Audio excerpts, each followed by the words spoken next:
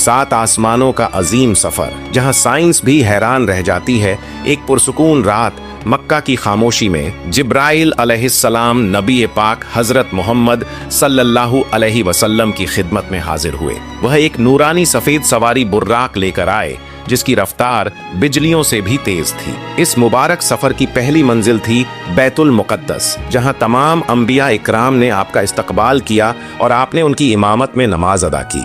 इसके बाद रूहानी सफर का आगाज हुआ। पहले आसमान की जानिब। पहले आसमान पर हजरत आदम अलैहिस्सलाम ने मुस्कुराते हुए सलाम किया। दूसरे आसमान पर हजरत याहया और हजरत ईसा अलैहिस्सलाम ने खुशी से इस्तकबाल किया।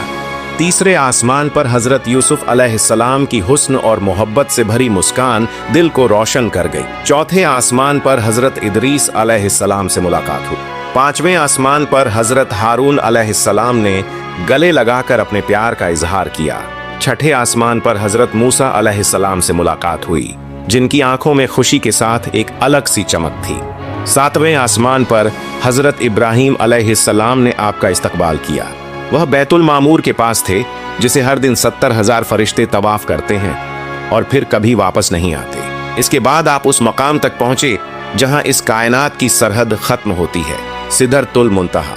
यहाँ जिब्राइल अलैहिस्सलाम रुक गए और अर्ज किया, या रसूल अल्लाह, इससे आगे मेरी हद खत्म हो जाती है। अगर एक कदम भी आगे बढ़ा तो जलकर राख हो जाऊंगा।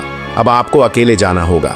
आप आगे बढ़े और वो लम्हा आया जब अर्श के दरवाजे खोले गए, सारे पर्दे हट गए। नूर की चादरों के पीछे से अल्लाह ताला ने खुद आपसे मुखातिब होकर फरमाया, ऐ मेरे महबूब बंदे, तुम्हारा रब तुम्हें सलाम पेश करता है। सुभान अल्लाह, क्या मर्तबा, क्या रुतबा है रसूल अल्लाह सल्लल्लाहु अलैहि वसल्लम का।